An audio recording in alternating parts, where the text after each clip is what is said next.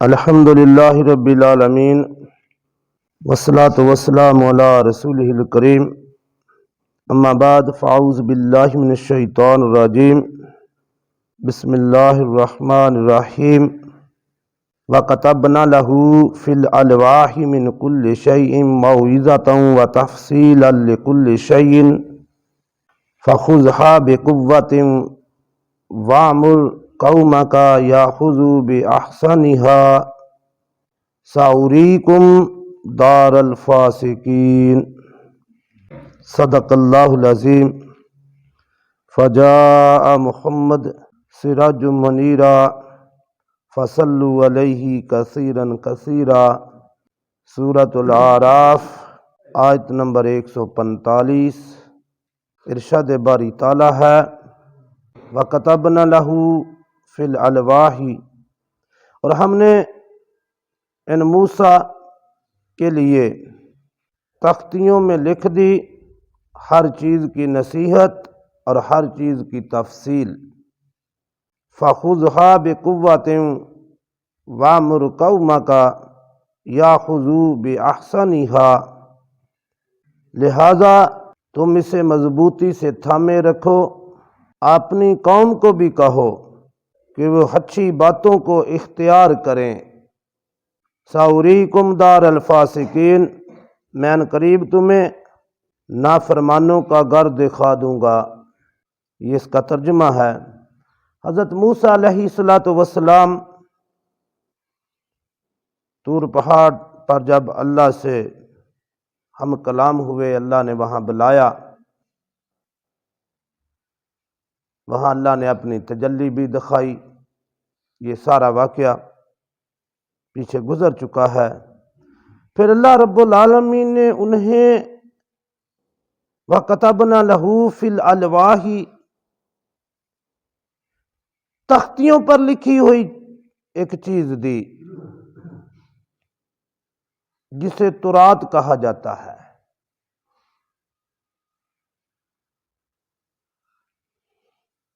الواح لوح کی جمع ہے اور اس کا مطلب ہے تختیاں۔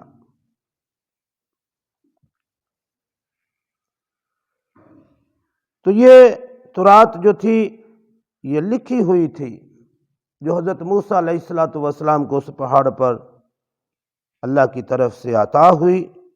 اللہ فرماتے ہیں موعظۃ وتفصیلا لکل شیء، اس میں ہر چیز کی نصیحت اور ہر چیز کی تفصیل موجود تھی، یعنی جو انسانیت کی ہدایت کے لیے ضروری چیزیں تھیں وہ سب کی سب اس میں درج تھی، لکھی ہوئی تھی۔ انسانیت کی فلاح کے لیے، اس کی ہدایت کے لیے پورا ایک ضابطہ حیات جو تھا، زندگی گزارنے کا ایک قانون جو تھا، وہ سارے کا سارا اس تورات میں لکھا ہوا تھا۔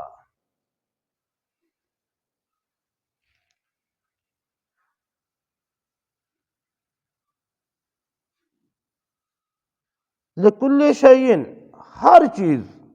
تو یہاں ہر چیز سے یہ مراد نہیں ہے کہ ہر چیز کی وہ جزیات تک جو تھیں وہ ساری کی ساری لکھی ہوئی تھیں۔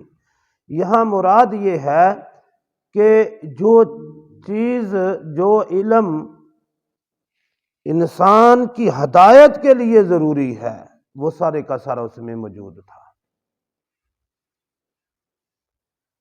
اس کے علاوہ بھی بہت ساری تفصیلات جو ہوتی ہیں، بہت زیادہ علم جو ہوتا ہے وہ آسمانی کتابوں میں موجود ہوتا ہے۔ فَخُذْهَا بِقُوَّةٍ وَأْمُرْ قَوْمَكَ يَأْخُذُوا بِأَحْسَنِهَا، حضرت موسیٰ علیہ السلام کو حکم ہوا کہ اسے مضبوطی سے تھامے رکھو، یعنی تورات کے احکامات کو، تورات کی تعلیمات کو مضبوطی سے تھامے رکھو، اور اپنی قوم کو بھی حکم دو کہ وہ تورات کی اچھی باتوں پر عمل کریں، وہ بھی اسے مضبوطی سے تھامے رکھیں۔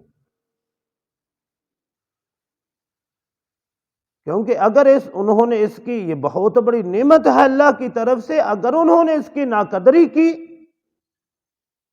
تو پھر ان کا انجام اچھا نہیں ہوگا۔ اور دنیا میں پہلی جتنی بھی قومیں آئی ہیں جن کی طرف اللہ کے رسول آئے اور ان کو اللہ کی طرف سے الہامی کتابیں بھی دی گئیں، جب ان قوموں نے اللہ کے احکامات سے انحراف کیا، اس سے دور ہوئیں، تو اللہ نے پھر ان قوموں کی جڑ کاٹ کے رکھ دی، دنیا میں ہی ان کو عذاب دیا۔ دیکھیں یہ بنی اسرائیل کی طرف تورات نازل ہوئی تو یہ بڑی لاڈلی قوم تھی، بڑے نبی اور رسول اس میں آئے، اور یہ اس وقت بہت بڑی ایک قوم تھی، اس کے 12 قبیلے تھے، اور یہ قوم بڑی دنیا میں پھیلی ہے۔ لیکن جب اس قوم نے اللہ کے نبیوں کی تعلیمات کو چھوڑا ہے تو پھر ان کا انجام دیکھیں کیا ہوا ہے۔ دنیا میں پھر یہ ذلیل ہوئے ہیں۔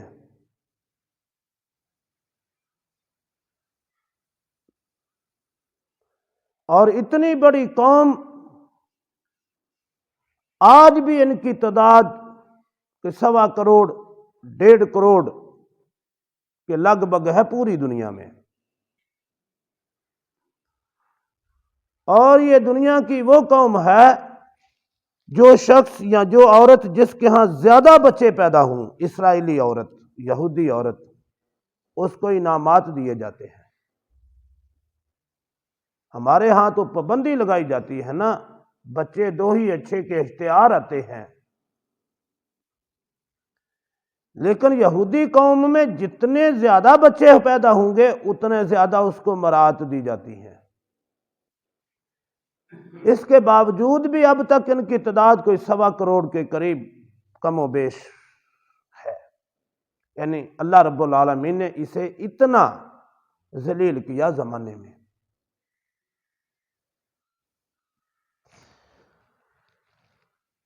اللہ نے اس کا تذکرہ کر کے ہمیں بھی بات سمجھائی ہے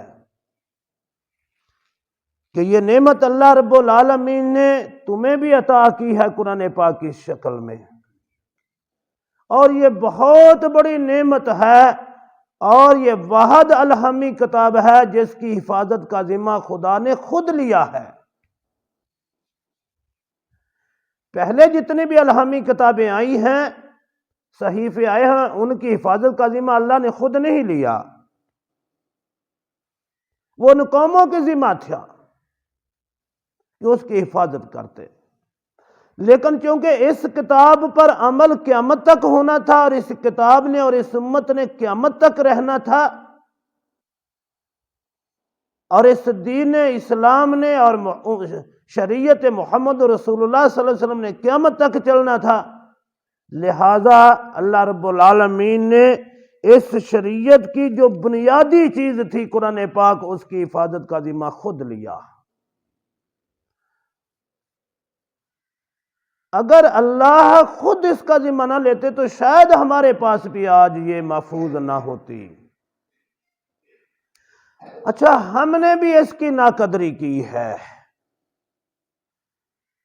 علامہ اقبال نے اس وقت کہا تھا، وہ معزز تھے زمانے میں مسلمان ہو کر، یہ سارا یہ عزت و تکریم مسلمانوں کی یہ 1300 سال تک قائم رہی ہے۔ 1300 سال تک، اور پوری دنیا میں مسلمانوں کا طوطی بولتا تھا 1300 سال تک، اور دنیا میں جو حکومتیں ہوتی تھیں ان کی قانون کی بنیادی کتاب قرآن پاک ہوا کرتی تھی۔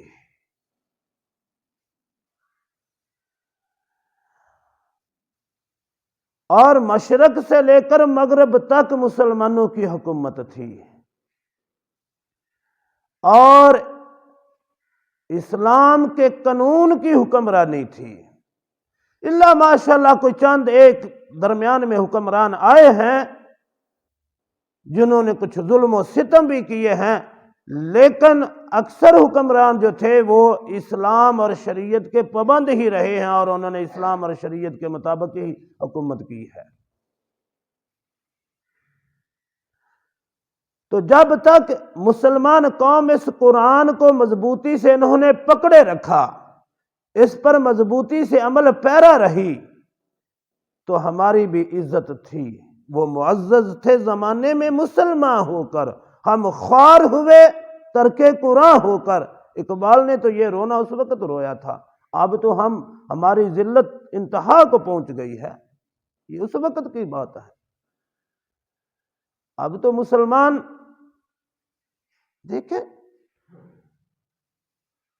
تو اللہ نے یہ بات انہیں اس لیے فرمائی کہ دیکھو اس کتاب کو حضرت موسیٰ کو بھی حکم ہوا اور فرمایا اپنی قوم کو بھی یہ بات کہہ دو کہ اس کو مضبوطی سے تھامے رکھنا، اس کے احکامات پر مضبوطی سے عمل کرنا، یہ حکم ہمارے لیے بھی ہے، یہ ہماری ذمہ داری ہے۔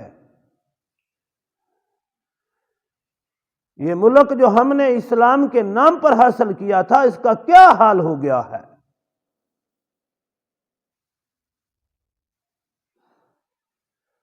ہمارا روپیہ اتنا ڈی ویلیو ہو گیا ہے کہ $1 کے بدلے 300 روپے تقریباً۔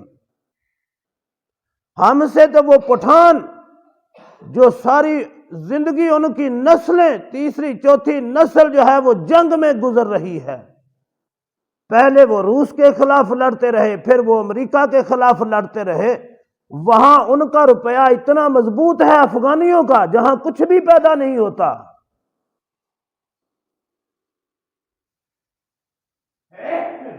ان کا روپیہ جو ہے ڈالر کے مقابلے میں 93 روپے، جن کو ہم کہتے ہیں انہیں کیا پتا ہے،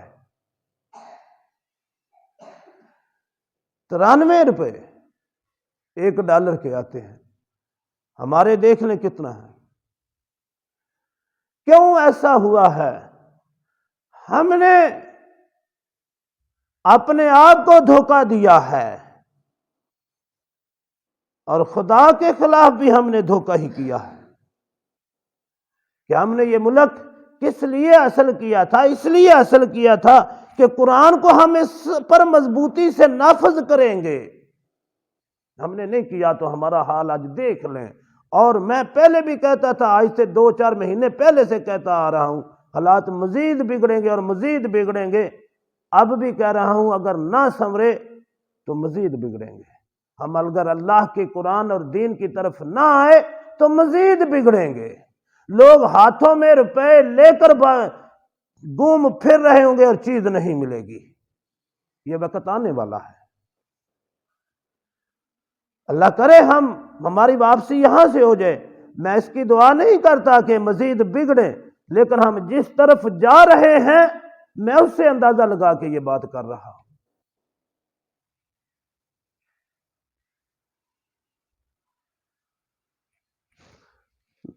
یہ قوموں کا حال اللہ نے کیوں بیان کیا ہے؟ ہم ویسے ہی گزر جاتے ہیں قرآن پاک پڑھتے پڑھتے، بس ہم نے کبھی ٹھہر کے غور نہیں کیا کہ ہم کہاں کھڑے ہیں۔ تو اللہ نے فرمایا سَأُرِيكُمْ دَارَ الْفَاسِقِينَ، ان قریب میں تمہیں نافرمانوں کا گھر دکھا دوں گا۔